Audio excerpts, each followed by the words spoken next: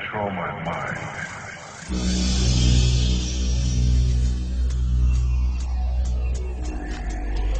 The second, and perhaps the most important tool that is used to keep people in check and prevent them from ever becoming truly aware, is television. Television is the greatest and most all-pervasive hypnotist and propaganda tool ever conceived. TV teaches people what to think, but not how to think.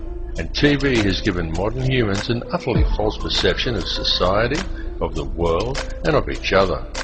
Through TV, the power elite have succeeded in creating a distracted, misinformed, divided and class-driven society suffering historical amnesia and completely oblivious to the true realities of their surroundings.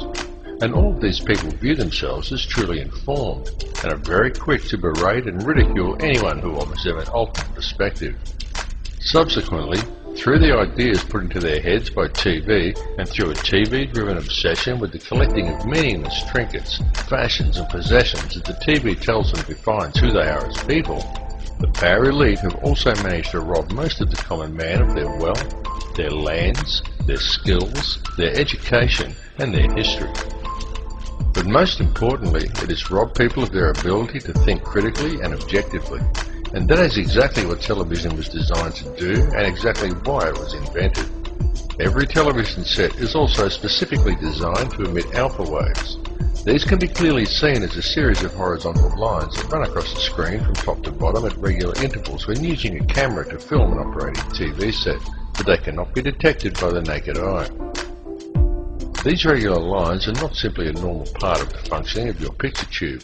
They are there for a particular reason, and they travel across the screen at a predetermined and very specific pace. How often have you seen someone sit at a TV and say, "I don't like this program," and yet they sit there and watch it anyway? How often have you done it yourself? It is because these horizontal lines are there to generate these hypnotic alpha waves. Alpha waves place you into a trance-like state as you are told what to think by scripted newsreaders, and told what to buy, what to wear, where to go, and always kept otherwise distracted by sport, meaningless celebrity gossip, and a barrage of sex and entertainment, nowadays ever more frequently punctuated by messages of fear and warnings of imminent terror. These alpha waves produced by your TV set affect your electrical field even if you are not watching it. The TV merely has to be on. They become addictive as your body becomes used to the energy field, and many people would simply feel unable to cope without the daily fix of their favourite TV show. Then this hypnotic state carries on throughout the day as people work robot-like at their given tasks, usually discussing whatever the television taught them with their co-workers. Often people think they are discussing their own thoughts, but when the conversation is really analysed, it's usually not. It's about what show they watched last night, or sport, or something they learned from the Discovery Channel, their feelings towards the opposite sex, or perhaps something like the War on Terror. And whether they realise it or not, what they are talking about, and 98% of what they think they know about anything at all, has been taught to them by the television, or by print media that is wholly owned and controlled by the very same 6 people who own all the TV stations. That's right, 6 people. 60 years ago, the media in the Western world was run by 86 small corporations who all competed to deliver the best and most informative news. Today, it is run as a well-oiled, very streamlined and tightly controlled machine by just 6, who now control all major Western mainstream television and print media. And with the current rate of corporate growth, that number is set to soon drop to 3.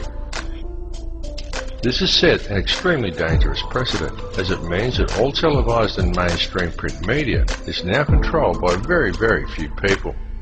For a better and more informed perspective, obtain your news online from one of the many emerging independent websites, and go to many sites from different countries and sources to compare the same story from a variety of perspectives. You have been told that the internet is an unreliable source of information, and it is true that there are many bogus websites. But there is also a lot of very reliable information from very reliable sources, if you look in the right places. And remember, the ones who are telling you the thousands of independent websites who have opposing views to the mainstream shouldn't be trusted, number only 6. It is just that it is those 6 who control all major media. So those 6 are able to control most of what information gets to the general public and how such information is presented. It must also be duly considered that all of these 6 media corporations have extremely close ties to major financial institutions and arms manufacturers. Such a conflict of interests immediately poses huge questions regarding the objectivity and reliability of any information presented by these organisations. And if that were not bad enough, each one of these 6 corporations gets their news from only one of 2 sources: Reuters or the Associated Press. These 2 organisations serve as an international news pool and channel all information down to the networks. Only Reuters actually owns the Associated Press, and Reuters itself is wholly owned by the Rothschilds. This is why there is never any negative press about the World Bank or the international banking cartels reported to the people by the mainstream media. It is why the majority of people have no idea about Codex Alimentarius or the real effects of fluoride, and simply do not know how the world and its corrupt money system is really run. There's a method to their madness.